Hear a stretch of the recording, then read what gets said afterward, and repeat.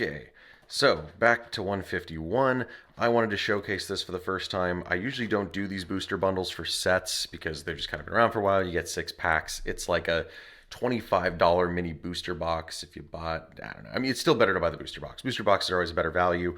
But this is the first time they've ever done a specialty set in one of these booster bundles, which is cool because normally, like with Shining Fates or Hidden Fates or something, you have to buy a weird product that has either maybe a tin or some cardboard foiling around it or something, extra with it. But finally, now you can just get the specialty set as booster packs in one of these little bundles. So I think that's an awesome way to make it more accessible or to prevent on a little bit of waste or make it so they could do a smaller print run of those specialty products and really just do more of these. So if people want to rip packs, this is probably what people are looking for overall. Like me, if I had it my way, I wish I could have bought one Shining Fates Shiny Bolt Hunt box instead of the million that I've had to do just to try to open some packs of that set, or a ton of ETBs, and now I have a ton of those EVV Max promos. It just sucks. So with this, at least, I could just go for these as a more cost-effective and space and just like waste-effective option, I suppose. You get your thing with no nonsense, but yeah, cool to see they're doing them for specialty sets now. I wasn't sure if they were going to or not with this, but yeah, big surprise. They were on shelves with the first wave of this product. I will say the only thing I have been hearing, I don't know how true this is. I just saw a lot of people, I don't know if they were memeing, but they were saying the pull rates out of the ones in here is hot garbage. Everyone was saying that the poster collection's better, so maybe that just counteracts my entire thesis anyway. Without further ado, let's actually open some packs of this. I feel like, whoa, yeah, I've only seen 3 on the channel. Thankfully, 2 of them had hits. But let's see if these pull rates are as garbage as people are claiming them to be. I don't know. Let's go through it. Okay, 1 code. After that last video, now I'm just like on edge still to see if there's multiple code cards. And I do want to take it kind of slow through the art, just because oh, wow, okay. Porygon, okay. Some of the artwork in this set is really wild, not gonna lie. That one still gets me. Voltorb looks kind of neat. Ooh, okay. First character art. We get the Psyduck coming down the stairs. Very cute. I think the same artist has been doing a lot of these where it's like the Pokemon's very minimal in the shot and there's a lot of detail around it. Super cool. Love how the lighting works with the hollow foil. Oh, dang, and we get a double. Okay, sweet. Okay, no foil energy yet. I still want to see one of those really bad.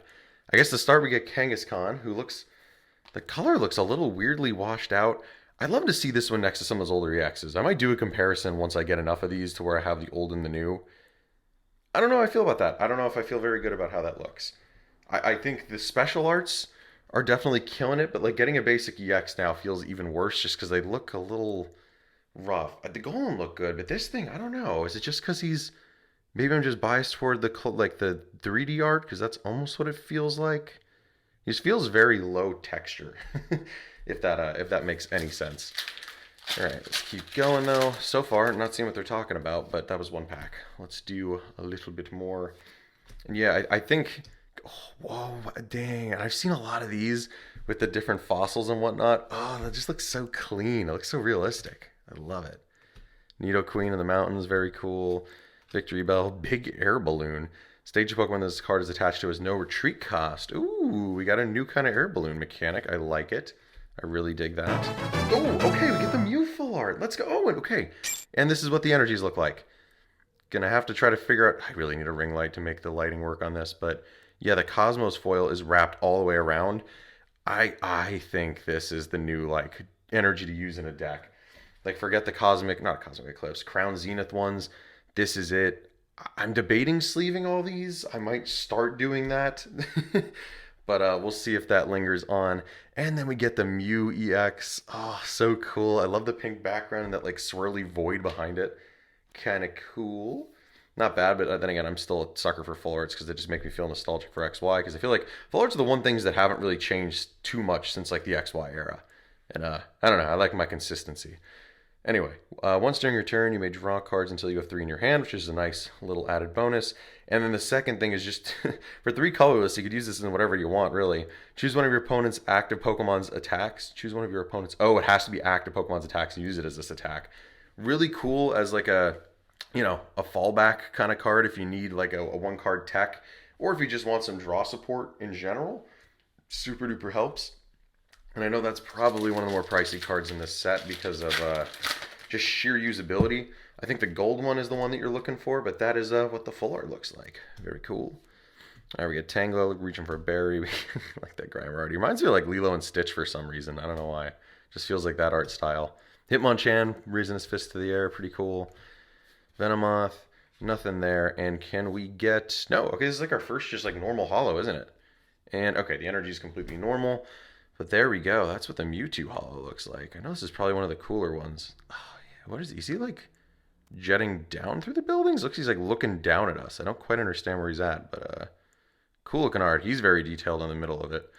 During your opponent's next turn, if this Pokemon is damaged by an attack, even if knocked out, put damage counters on the attack. Ooh, okay, that's cool.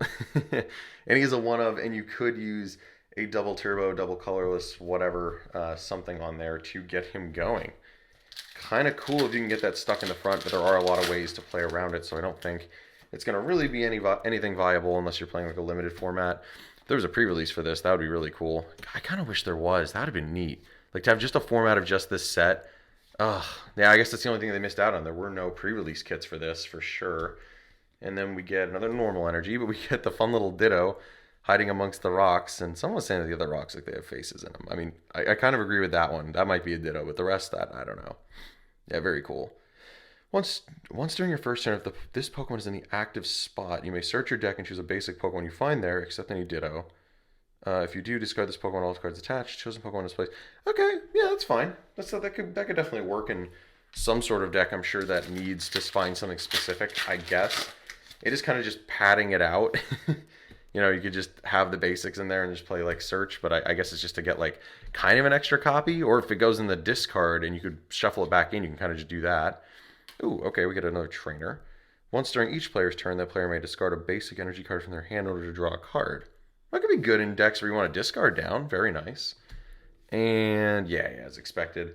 I think we've seen the Articuno already.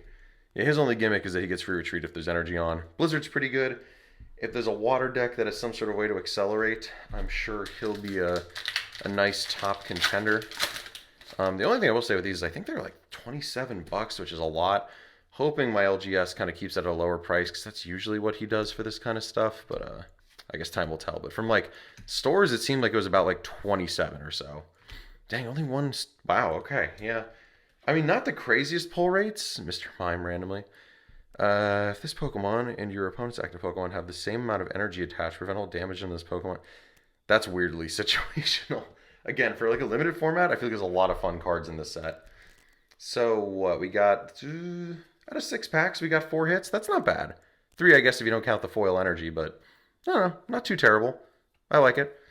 Yeah, we'll recap this one too. Why not? I don't know. I still think this is probably the best way to get packs. I don't believe you're already saying that there's better odds at other stuff. I think it's probably just luck of the draw, to be honest. Don't go buying too many of those poster things. You're gonna just have a lot of posters you're gonna have to toss out or pawn off to somebody. Yeah, don't do that. Do these instead for sure. All right, guys. See you in the next one. Adios.